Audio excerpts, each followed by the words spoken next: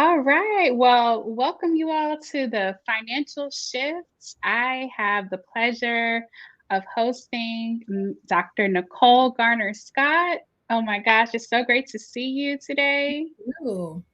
And and welcome. I just have to say thank you because early on in my entrepreneurial journey with Myavana, you were one of our first paying customers.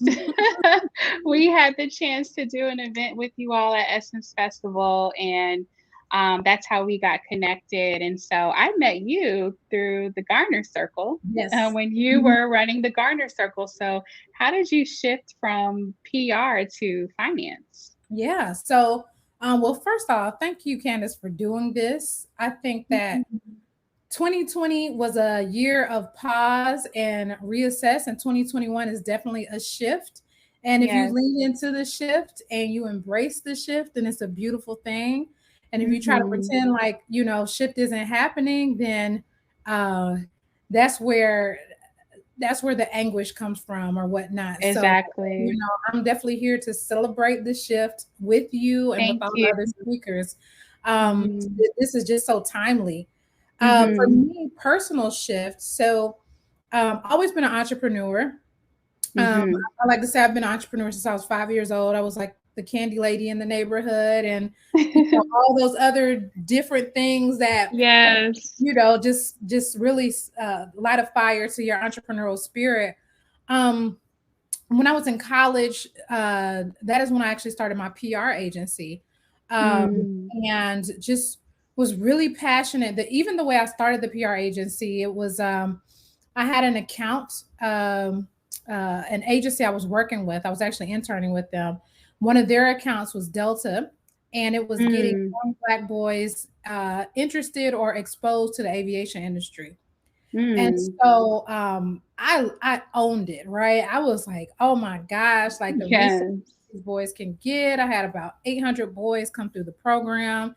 They flew them to Mm. the Smithsonian in DC, the Aviation Mm. Smithsonian, and just gave them all these experiences where many of them have never even been on a plane before. So Wow.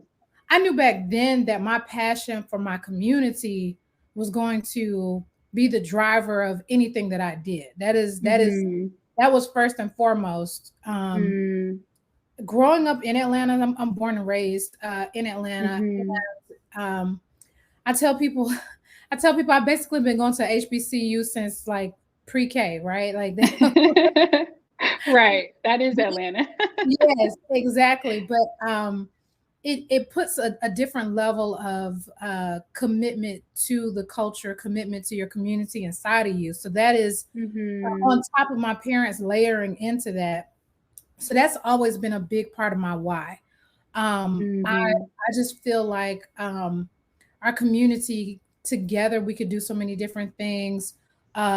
Lack of exposure keeps so many of us in places we don't even know that we're in. Mhm. Um, in any way that we could show up in Black excellence, then I'm there for it. So, um, Yes. yeah, so definitely with that, launched my PR agency because that actually became my first client.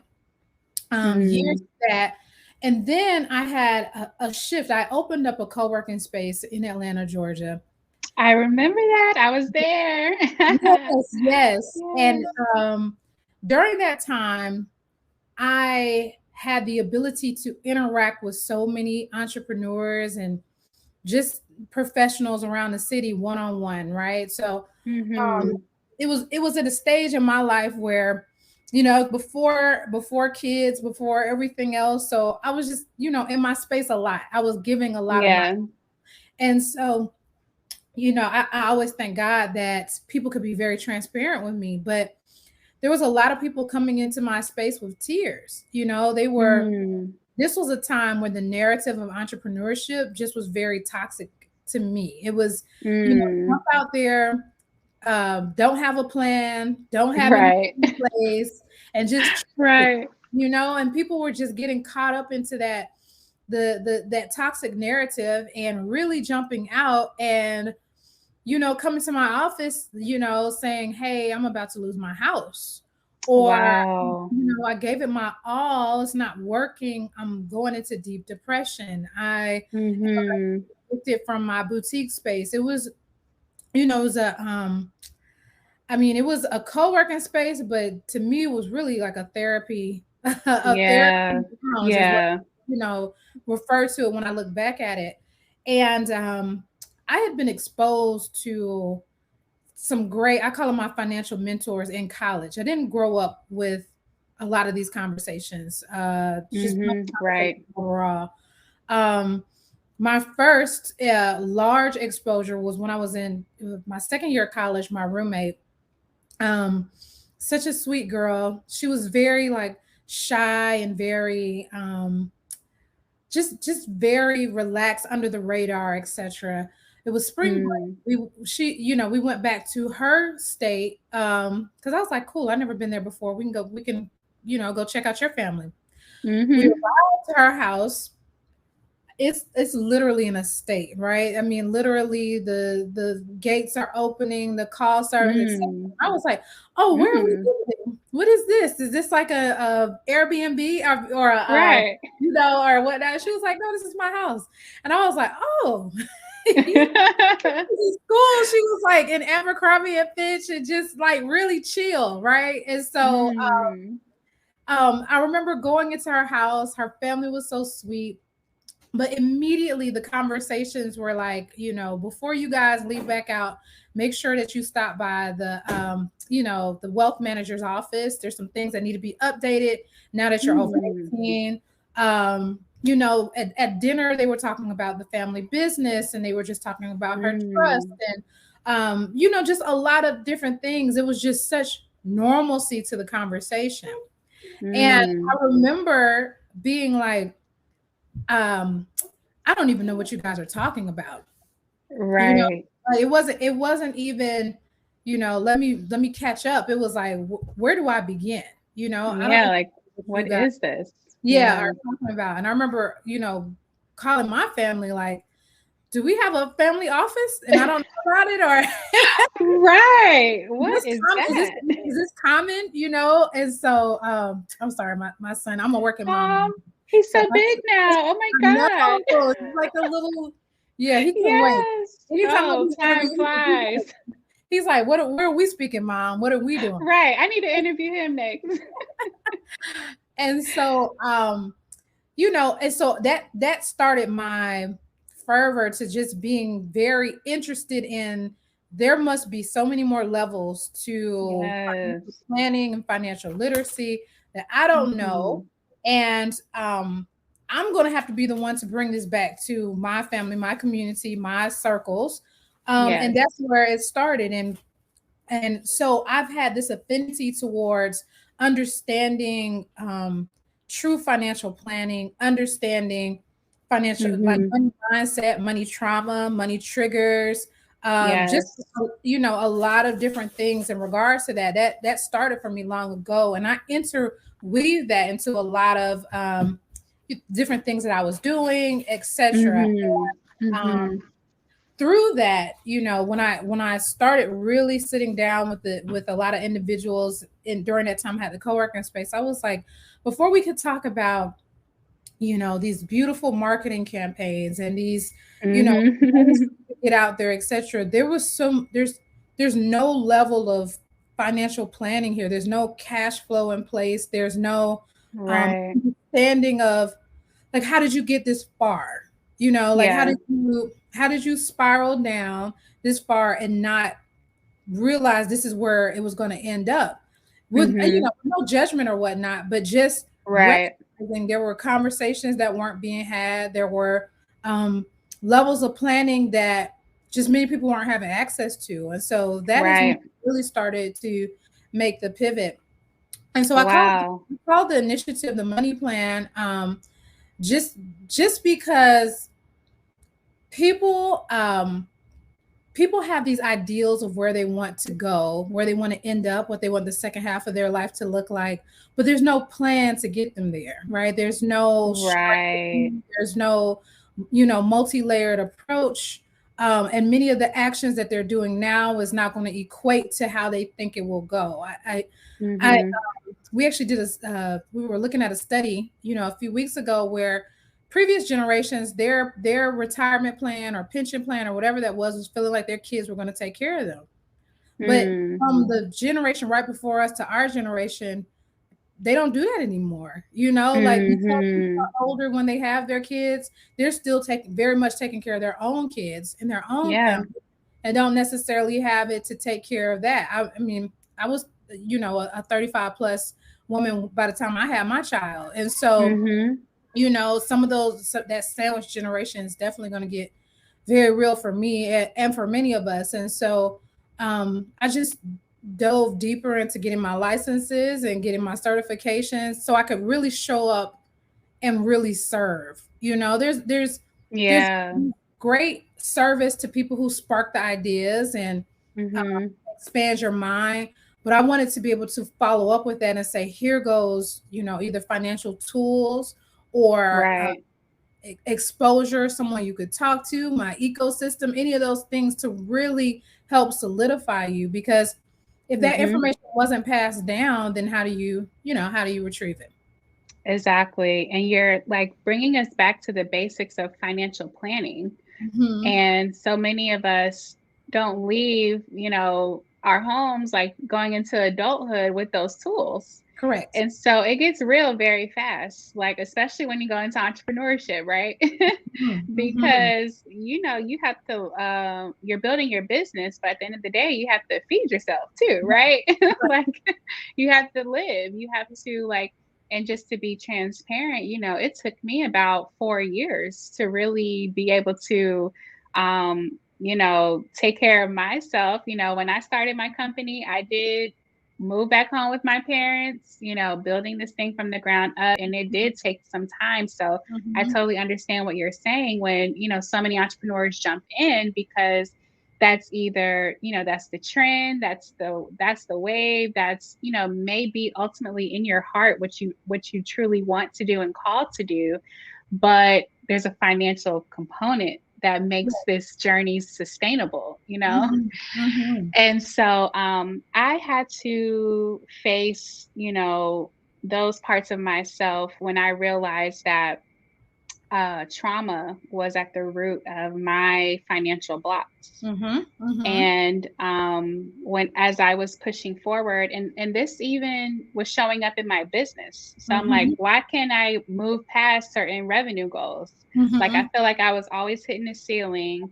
And then, why can't I afford to put gas in my car to go to my meeting? Like, Mm-hmm. just to be real, right? Mm-hmm. Mm-hmm. And so I had to start to address things at the root, and I realized it was spiritual. It Yeah. was spiritual. Like the trauma that you're alluding to was at the root of my blocks to financial freedom. Yeah. And so what was your financial shift like when you were like, because you're an entrepreneur, you've been doing this for years. Like, what would you say were those shifts that you had that allowed you to be successful, like financially, Mm-hmm. and what traumas or root causes should we be maybe paying attention to?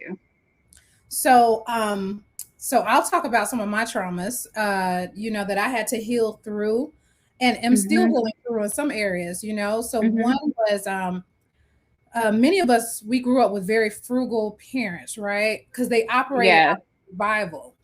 But Right. you were unaware that that was making you grow up with the views of lack, right? Like Yes. you, one of my mentees calls it big lack energy. Um, but Yeah, that's you're, accurate. yes, yes, but you're in a space where you feel like there couldn't possibly be enough. So Right. let me bolt out, exit, not ask for too much, any of those things. So because Mhm. I know it's going to eventually run out. And Right. so I was, you know, I was in a space in my younger years and even through college where I just felt like let's just be the most frugal as possible. That's how I grew up. That seems to be how you make it.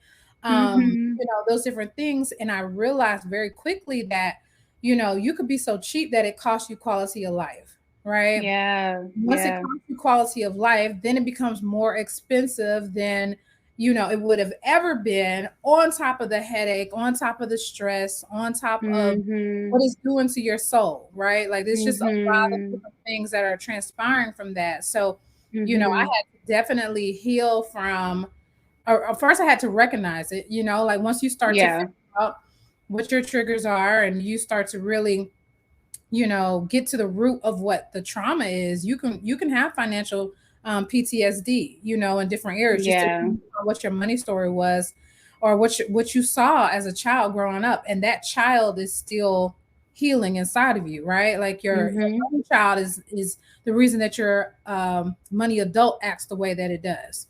And Right. so yeah, that was something I had to really get past. And then just feeling, there were times in my younger years where I felt like money was finite too, right? Like you could only but Mm. and Mm-hmm. we talk about faith a lot and all of those, and um um Mm-hmm.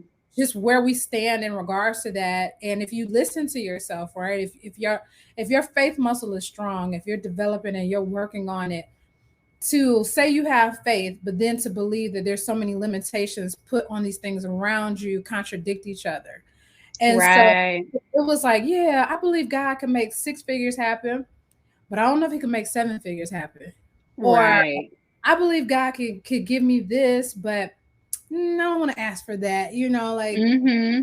Mm-hmm. and those different things. And so, kind of recognizing when that's happening, and also just really being in a space of gratitude, that's Yes. very, very key. It was a note that my mom sent me the other day that said, what was it? People really enjoy their lives when they notice all the good things that are happening, right? So Mm. when you Yeah. pay attention to the good things, then that person says, yeah, have an amazing life. I mean, Right. you could be a millionaire, a trillionaire, and many of them, you notice all the time, hate their lives, don't think they have good lives, everything else. Money is just a tool, it's a It tool. is. And through my services, I can help you use that tool, but your why has to be greater. There's no, there, if we sit down and you're like, you want money just because you want money, there's what's really the point? You know what I'm saying? Right. Exactly. Money comes and goes, it cycles, the economy, you know Yeah. those different things. You can place safe bets on things, and you still have to experience loss and then gain. It's just the way that the market works. It's the way that this economy is foundationally built. And so if you're hemorrhaging on the money itself, that's a very depressing journey. But if the Yeah. why around it is it because you want to create generational wealth, you want to impact your bloodline, the children you haven't even met yet, you want to be able to give more, Mm-hmm. you want to be able to do more for the people that you love. If it's a larger why, then Right. then these things make more sense. Exactly. And your larger why is always your purpose, right?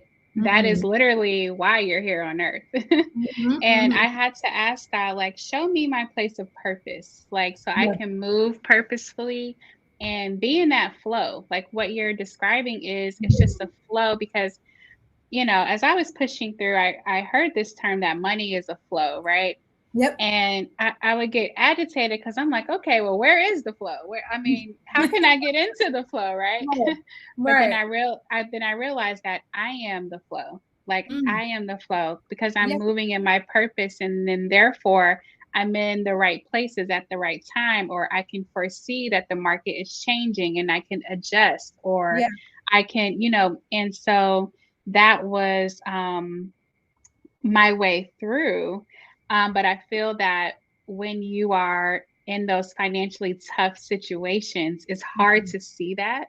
It's Mm-hmm. hard to see that. Like you just want to get out of it. Like, and If you it's can stay in your flow, then you'll hmm notice the opportunities, right? Like when you exactly, so exactly. I'll give you an example, right? Let's say that you are a single mom, you have your child, you're, overworked, hours long, pandemic, the virtual schooling, all this stuff has just got you very, hmm you wake up in the morning and you decide not to be in your flow. I mean, you just looking at the world like, I hate my life, I hate this, I hate that. You walk out into your living room, you know, you're just mad. You see all these toys around, you're mad at that. You walk into your Right. kitchen, you see all these things that you didn't complete, you're mad at that. You get into your car, you don't like your car because your best friend has a better car, you're mad at that, right? All these different things because you're in your negative flow, right? You're Right. reducing from that. You get into your positive flow, you wake up in the morning, you walk out into the living room, you see all these toys, you're like, I'm putting this on Facebook Marketplace. I'm putting this on Right. today. He's not playing with all these toys. This is Exactly. $400 or $500 sitting in my living room right now. You pick your phone up, Yes. you grab pictures, you put it on Facebook. People are hitting you up immediately. I'll come by and I'll pick up all these toys for $300. I'll come by and I'll pick all these up for $500. You walk into your kitchen, you see these unfinished projects. You sit down, you map out the rest of your day or the rest of your week and say, I need to get these done because these are income generating activities that I Yes. need income. So you step in, you go to your car and you're like, you know, I'm thankful that this car can at least get me from A to B. Then you notice Right. this car is reliable. I should be Right. Uber. Like I mean, you just, you know, and that's Solutions. right. And you become very solution oriented. And when you are Yes. not, when your flow is off, when your vibration is off, you're missing all of that, right? It's always Yeah. happening around you. It's abundance happening around you. It's money passing back and forth past you, but you have your head down and you're in depression, so you can't even see it. But as soon as you lift your head up and you operate in a higher vibration for what you're doing, you'll be like, wow, I didn't even notice all these opportunities. And then that puts you into a space where you open up the door for more opportunities, right? So many times Yeah. when I'm speaking to clients, they're always like, you reached out to me right at the right time. And I was like, that's Right. not a coincidence. Like you were in a Right. place ready to have this level of conversation with me. And that is, you know, that is how it aligned in that type of way, you know? So it's just you got to be open to it. You have to know, you know, that it's a spirit of gratefulness that keeps the money flow going. Yes, spirit of gratitude. And that helps to heal your mentality too, Mhm, right? mhm. Because as you said, the healing work continues, right? Yeah, And gratitude is a powerful form of healing because, you know, your mindset might have been like, man, I don't even feel like getting up today. yeah, But when your mentality changes, you're like, oh, what opportunities can I go for today? yeah, Right? Like, yeah, and so that mentality change, it happens over time, but it happens sooner when you stay in the flow. yeah. And it's a daily process, it's a daily shift. It's like little shifts at a time. Um, and going back to the frugalness, you know, you will start to catch yourself when you're displaying like a lack mentality. Mhm. And I'll give you a prime example. You know, my husband used to joke with me, and he'll catch me and say, you know, I was having a 4 for 4 mentality, and that in reference to Wendy's 4 for 4 menu. When I only had $4 to get some food, I told him Right. this story, right? And Uh-huh. he's like, "All right, enough with the 4 for 4 mentality. Like, Mhm. think about, you know, it's not about can you afford it? It's like, oh, how can I get that? Right? Yeah, Because yeah. like anything can happen for you, right? To Mhm. those who believe. And Mhm. so if you believe that there's a money making opportunity for you somehow, some way, you're going to see it, you're going to catch it. And And it so also helps you not operate in fear too. So in fear, yes, yeah, because that's the root of all of this, right? exactly. A lot of my clients, you know, traditionally, especially in our community, we've been taught to keep all of our money in the bank, in checking and savings, and you know, hmm they operate in a lot of fear in regards to putting their money into the market, seeing it grow. But once you get to the root of that, and you can operate more out of like an abundance mindset, then hmm you start being like, I don't have to work this hard for money. Like, I Right. need to make this money work harder for me. I need to make these dollars that I've already worked one time for. They need to go back out and get a job too. And so, Yes. but you do that when you're not operating out of fear. Right. And scarcity, right? Like, Hmm. oh, I need to keep this because the economy is going to crash, Right. like, but we know that when the economy changes, that is the biggest opportunities, right? Hmm. And so it's removing that fear. And for those of you all tuning in, like fear is most likely at the root of a lot of your money issues. Hmm. So if you're facing any type of shortage, any type of lack, like go back to your mentality, your thoughts, your habits, and what behaviors are rooted in fear, and how can you shift that into love and gratitude for Hmm. what you have and the opportunities that can come for you. That's good. Um, and so as I was focusing on the financial shift and I was changing my mentality to more of abundance and seeking opportunities and knowing that I am the opportunity, that increased my confidence. I could Hmm. enter new rooms with confidence. I can do sales like I should be doing sales because Hmm. I know I have something valuable. Like it just changes your whole perception of self, of what you're building, and all of those things. And one of the quotes that I made a stamp on for the financial shift, it came from the Think and Grow Rich book. Hmm. Because that book was also helping me, again with my mentality, right? Like I was just kind of I was reading the word, I was putting my hands on anything I could to Hmm. really pull me That's out of that state. Yeah. good. And there was one quote that says, know what you want, create a plan on how to get it, and work on it every day with a Mhm. burning desire to possess it. Correct. And I was like, Correct. okay, like I can do Mhm. that, right? Yeah. I Yeah. can do that. So speaking of, create a plan on how to get it, like the money plan, where does that start? Where do you begin so that we can all start this shift together? Yeah, yeah. So definitely, what I like to tell people is what I'm doing is not a career, it's a calling, right? So dealing with people Yes, and their money is not easy I because know. there is so much emotional attachment to it. There is so much, misinformation and Yeah. there is it's a very passionate subject. So I just really believe I was called to this. Um, Mhm. down with me is a very easy process too, so we really talk through what are your financial goals, right? What are your short-term goals? What are your long-term goals? What are some of the strategies you have in place right now? And this is what I find the misconception to be is people feel like they have to make millions to sit down with a financial planner, but Right. the thing is you don't go into the gym once you already have the six pack and the abs and you Right. sign up for your membership when you feel like mentally you're there, right? Like Yeah. mentally, I want to get better. I want Yes, to I'm do that. ready. Is Mhm. you pay the membership or you pay the trainer and then you start going and then you start to see things grow and things become more in alignment with how you foresaw it. And so the Yeah.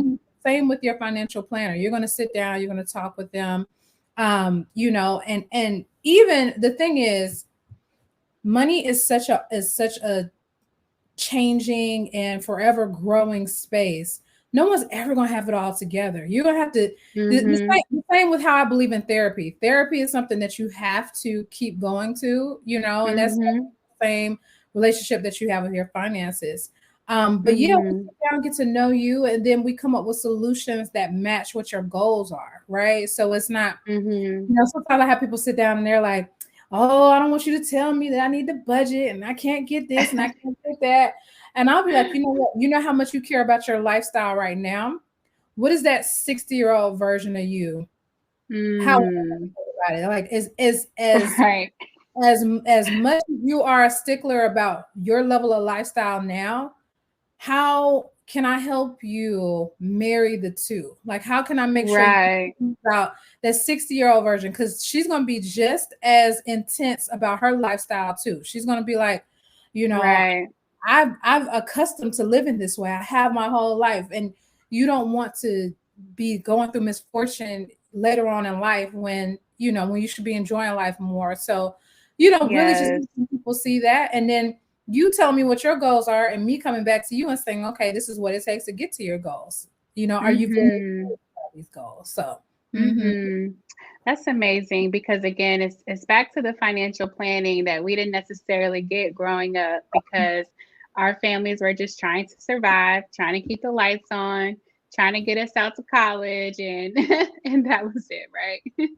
So I'm going to be starting the money plan. I yay, want y'all to start it with me because this season, no more financial stress, yeah, okay? yeah. No more. I'm Yeah. done with that. And And I just feel what's so like interesting, Candace, too, for many people, they're in a predicament that if they just sit down and plan it out, the stress would immediately go away, right? Like right, it's right. just that you have a bunch of things work, they're simultaneously working against each other, and you don't Yeah, even know it. You feel like, okay, I have this tool and I have this tool, and I'm not this bad, and I deserve to do this. And you mix all of that up, and then you get the perfect storm and not knowing where on earth your money is going, not knowing, mhm, how you want to get to the next level. And sometimes it's just a concentrated talk.